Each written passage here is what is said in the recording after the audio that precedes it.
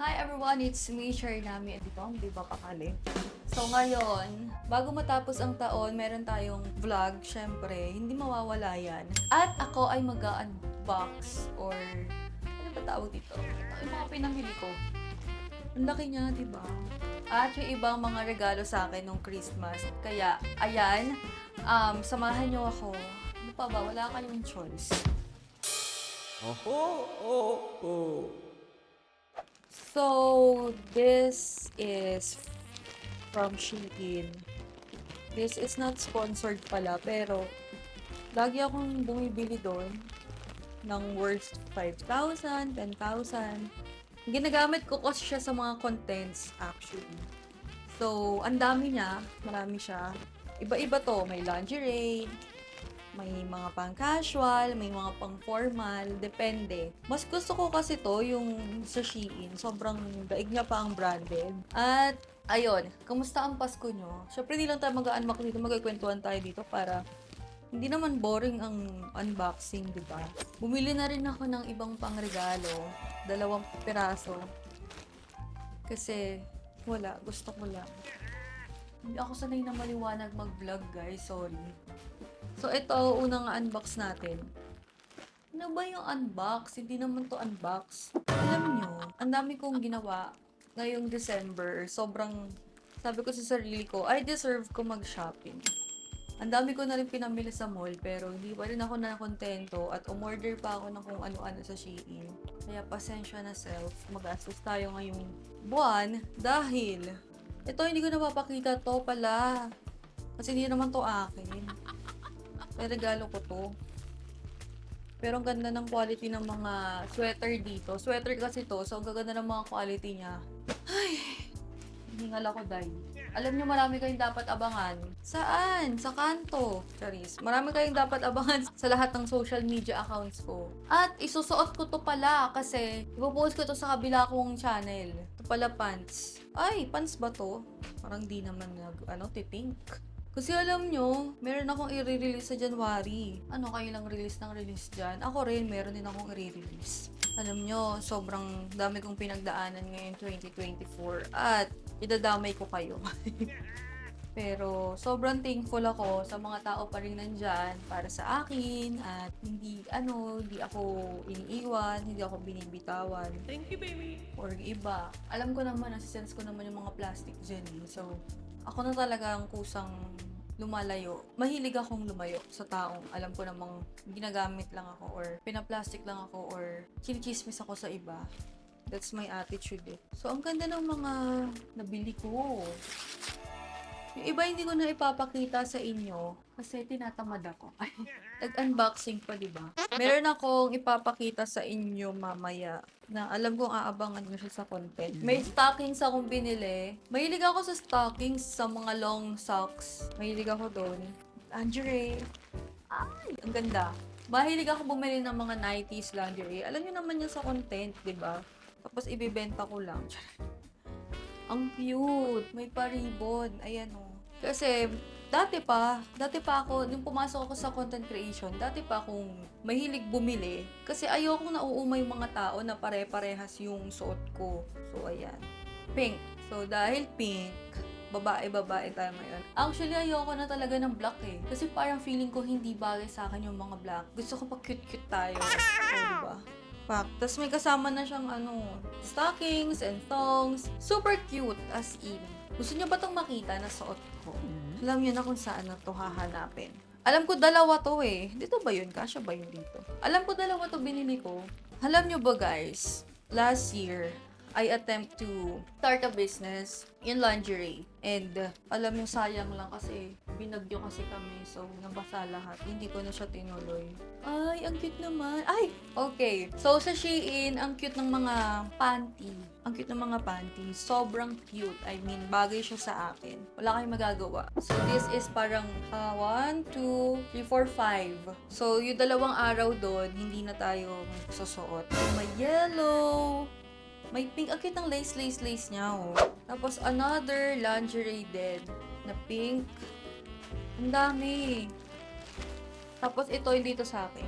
Regalo ko to. Sweatshirt siya. Nasa worth 500 pesos lang yan. Ito ay Okay. So, mga crop tops, ayan. Ito parang minsan lang naman ako mag-o-order, sa totoo lang eh. Minsan lang. Kayo naman. Sabi niyo napakagastos ko. Kakaano ko lang nga eh, kakatapos ko lang magtanggal ng mga hindi na ginagamit na damit, ibibigay ko sa mga nangangailangan. Ayoko kasi magtapon ng damit, so bibigay ko siya sa mga nangangailangan. Ganun naman talaga dapat, 'di ba? Ayoko kasi na masayang or itapon ko lang. Although yes, may makakakuha pa rin sa mga basurahan, pero ganda niya black.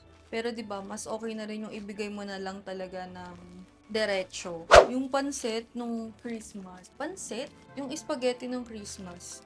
May natira pa isang kaldero. So, binigay namin siya dun sa mga nagpa-parking. Parking boy sa baba. And I feel good. Ayoko kasi gusto ko new style. Alam niyo naman ako, simple lang ako mamit. Ay, okay. Mga tong ulit. Ay, ang ganda niya. Mga tibak ulit siya. Ayan, ang ganda. Pulang-pula. Pang Valentine's na to, Day. Ang ganda. Mahilig talaga ako magsuot ng mga ganito kasi 'di ba wala naman akong boob. So, gusto ko bawian tayo sa ang ganda. Pang Valentine's na to. Akala ko window shopping lang gagawin ko, hindi pala. Check out pala tayo, Inday. Tapos bumili ako ng bag. Pang ano na to eh. Pang Valentine's. Ang advance ni ate. Ako kasi nagsiset na ako ng mga plans ko ahead of time eh. Kasi ayoko ng... At stockings ulit. Ayoko na kasi yung parang hindi nagpaplano kung anong gagawin. Kasi, diba? Tama yun. Dapat nagsiset tayo ng plans. Ito pala, unbox ko na rin yung mga nagregalo sa akin. So, this is Tala. Ang Tala ay local shop na parang gold siya. Accessories, jewelries. And ito ay regalo sa akin ng aking kapatid at ng kanyang jowa. Ang ganda ng box niya, no? So, ang kwento nito, kasama naman ako sa mall. Nung bumili sila nito, parang, kunwari di ko alam.